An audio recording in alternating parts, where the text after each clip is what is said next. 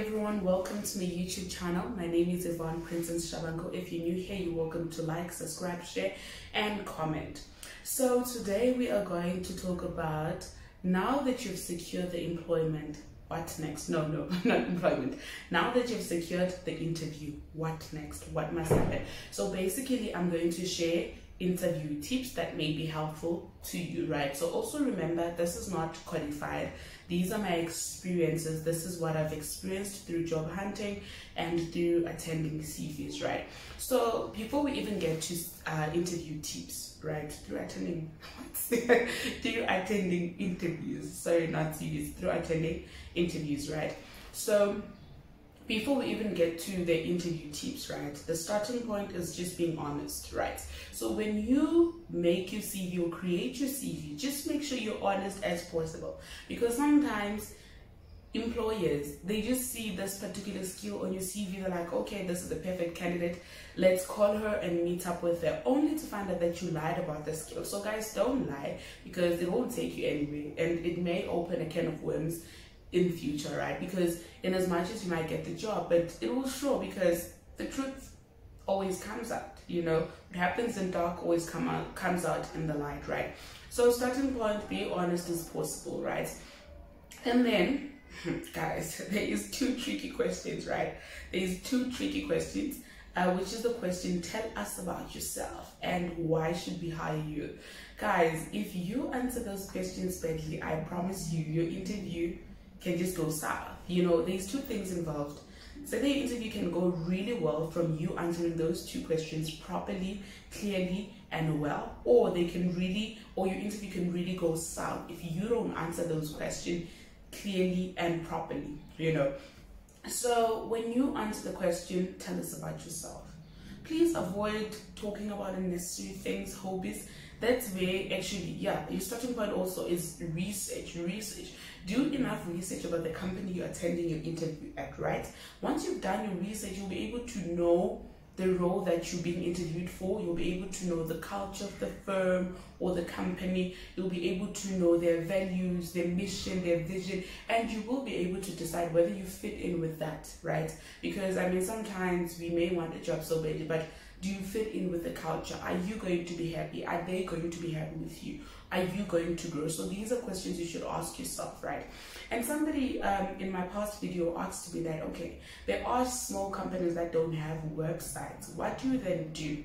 This is where your best friend right now, if you are searching for employment, connection, or looking to grow, LinkedIn must be your best friend. I think I go on LinkedIn every day, every morning and every evening. So you should be on LinkedIn, right? So you can go on LinkedIn, search the name of the company, and people that work for that company will appear.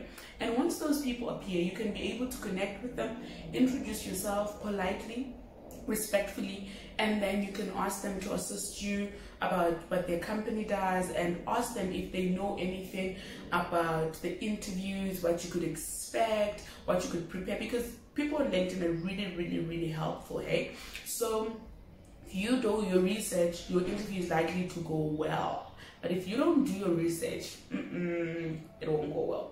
So do your research, be honest, and also be yourself, guys. Try to be simple as possible, because sometimes we try so hard for interviews only to spoil the whole interview. Even how you dress, how you look, try to be simple as possible, because sometimes interviewers are just like, okay, what's going on? Especially with us girls, sometimes like we're just too extra, you know.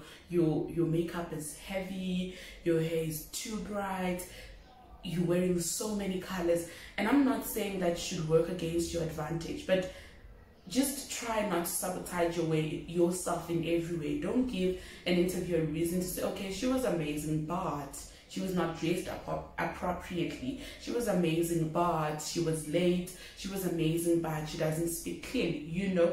So try by all means to be comfortable, to be simple, to be straightforward, right? And with that being done, now you need to prepare, guys. Interviews are like exams. Don't just be like, yeah, I have an interview, then you want to walk in and freelance. The same way you prepare for an exam, you need to prepare for your interview. You need to research, you need to even try and answer questions that you think they might ask at home just prep the same way you prep for an exam.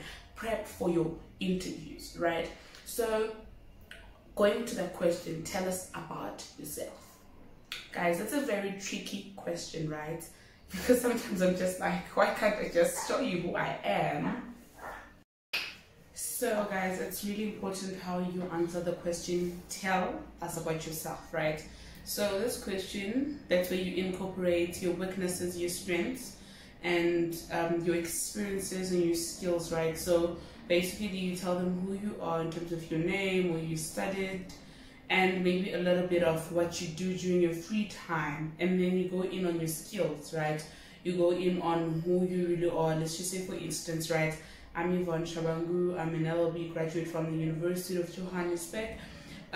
During my time at the University of Johannesburg, I was a legal skills tutor, where I learned how to become a team player, where I learned how to communicate with people, and where I learned how to communicate in different languages and how to work with other people well. So that's generally an example, right? And then you can also highlight a bit of your weaknesses, right? And be mindful of how you highlight your weaknesses so that it doesn't sabotage you as well, right? So you actually highlight what you're good at and also what you think you still need to improve, right? And then how well you answer that question will determine the questions that follow. So if you don't answer that question well enough, then the questions that follow may be difficult and they may just throw you off. And then also, why should we hire you? As people, we are unique. We have skills that other people don't have. We have experiences that other people don't have. So you take those experiences. That's where the research will help you out, right? Where you take those experiences that you've had, that you've been through, and then you incorporate them with why they should hire you. Let's just say, for instance, you've worked with a lot of people, right? You've worked maybe as a leader. Yes, leadership is one of one of the desirable skills in any company. You know, we all want people that are good leaders, you know, because chances are, if you're a good leader, you are respectful, you're able to take decisions, you are creative, you have good problem solving skills and stuff like that. So you incorporate it, right? Because also, if you haven't done your research about the company, you won't be able to clearly answer why they should hire you and what's so special about you. So you go on to highlight, okay, I'm different because I have leadership skills, or maybe I have hands-on experiences, which is also where it comes. Like, for instance, I know with us, a lot of people never want to take on internships or any other jobs. They want to go straight into finding articles, whatever the case may be, which is ideal if everything goes well. But also, if it doesn't go in a timely way, meaning that right after varsity you don't get your articles, or if it doesn't go the way it's supposed to go, or maybe the way that everyone thinks it should go, then it is advisable that you take on internships. In those internships, you gain experience, you gain hands-on experience, and then with that experience, you can justify why a law firm can employ you, or any other firm or company that you want to work for. That's when you highlight skills that you've acquired during your time as an intern and stuff like that. And also, and as much as we take internships for granted, maybe because they don't pay so much, but for me, it's actually a learning curve. If you look at your experiences as a learning curve more than what it can pay you, then sometimes it becomes easier, you know, you get that pressure off, you know, you actually become intentional about it, because also it's very important that we're intentional about everything that we do. So if you are in an internship or if you are doing anything, it's really important that you're intentional, you're invested in it, right? So thank you guys so much for watching and listening. You're welcome to leave your comment, your experiences during the interview, but these are the 5 points that I would like to share. Is it 5 points? Yeah, plus minus 5 points that I loved sharing with you, which is, firstly, you need to be really honest.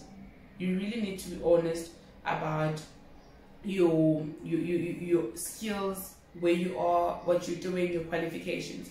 After you are honest, you really need to conduct a research about the company where you're applying, right? And see if the company matches with your visions, your goals, your missions, where you want to be in the future, right?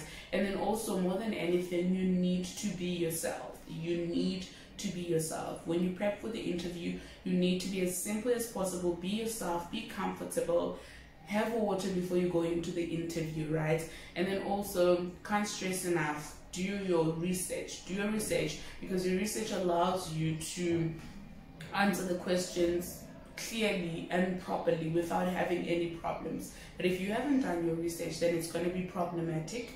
So I hope these tips really help you out. And also, guys, just a side note, right? Even if you haven't scored an interview, but also sometimes these CV applications, CV applications or resume applications that help you out with constructing a proper CV. There's one called, is it Google? Okay, wait, I forgot the name. I think I'll share it on my next video. But there's a lot of CV applications that give you the proper layout, because also sometimes your CV is bounced before they even get to HR because of the words used there, because of the structure used there, because of your grammar and stuff like that. So it's really important before you even submit your CV, before you even conduct any research, make sure that your CV is proper. Actually, yes, you start with your research, and then when you compile your CV, you compile your CV in a manner that aligns with the job that you're applying for, so that even when it goes into an automated system that scans through for potential candidates, it will be able to pick you up. But if you are not going to do research, you're probably going to use random words which are going to fail you even before somebody views you. So guys, I really hope this was helpful. You're welcome to like, subscribe, share and comment. I'm sending you love and light, and I'm still praying for those that are not employed. I feel like November throughout, I'll just spend most of my time not asking for anything from God. I'll just spend most of my time praying for those that are unemployed, praying for those that want to grow from their companies, change positions. My prayer is just going to be surrounding employment for other people. Thank you so much for watching. Love and light.